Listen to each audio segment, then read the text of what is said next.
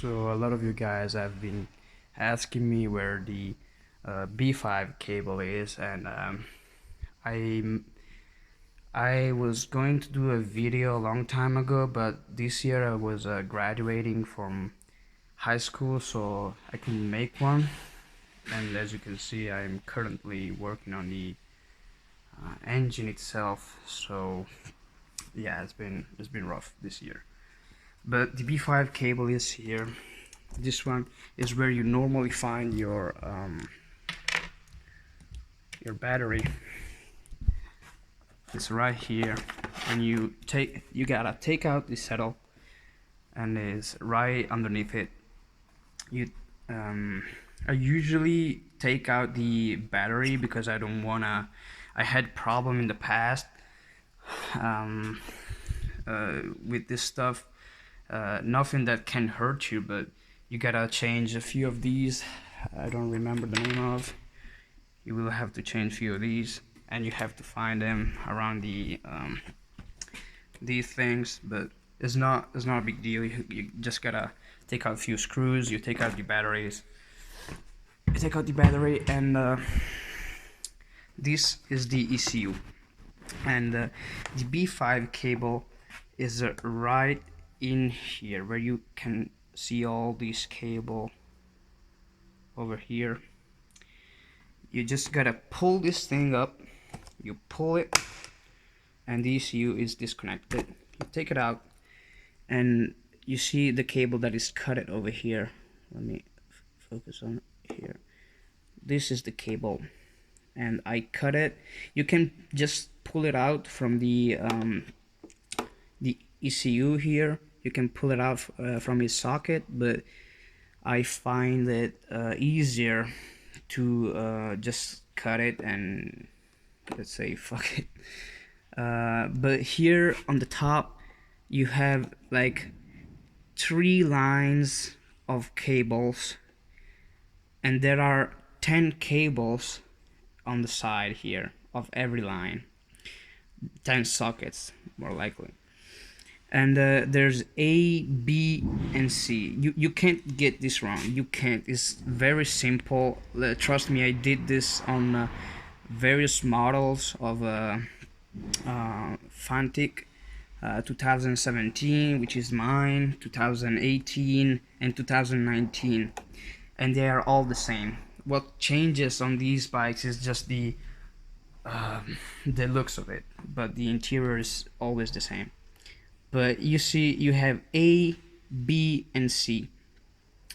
It's very small. If you don't want to fuck this up, or you have to look for it, is right up here, but it's very small. The phone will not focus on it as much to read it, but the B one is the central one, and you just gotta go down of 5 sockets over here, which is 1, 2, 3, 4, and 5. The B5 is just in the middle of everything, of all these wires is the one in the middle, and it's usually this kind of blue color,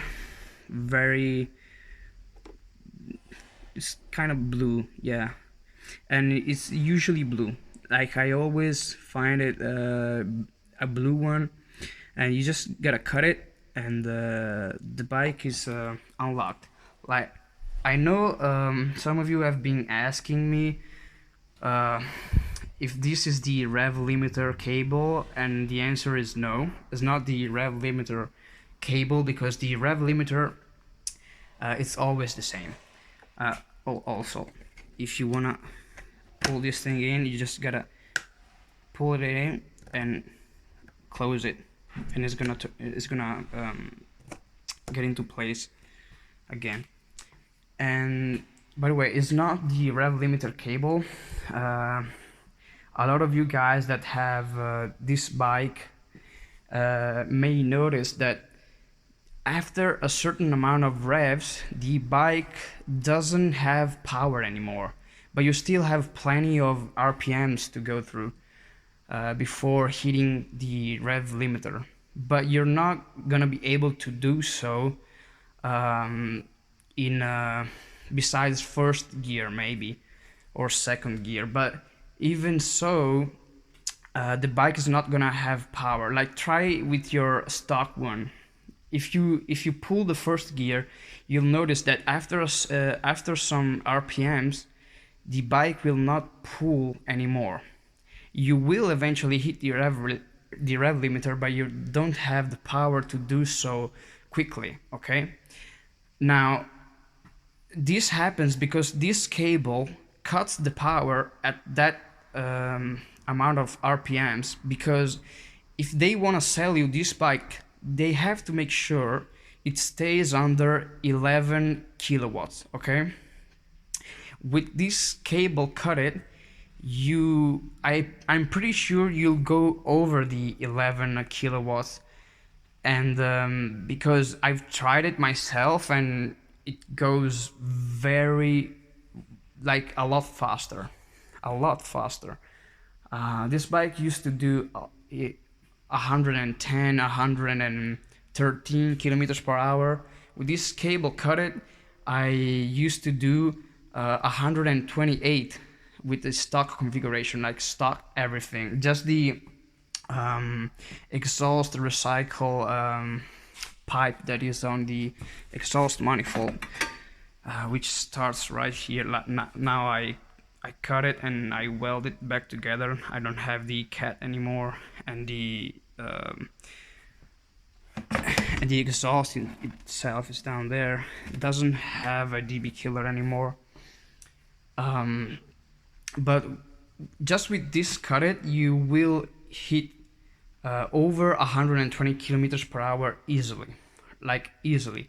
I've had the bike like this for more than a year now, like almost 2 years. I turn apart the block, I've looked inside of it, and the engine is perfect. I never had a problem. The bike goes very, very well. You don't have power issues anymore, and trust me, it's worth it. It is 100% worth it.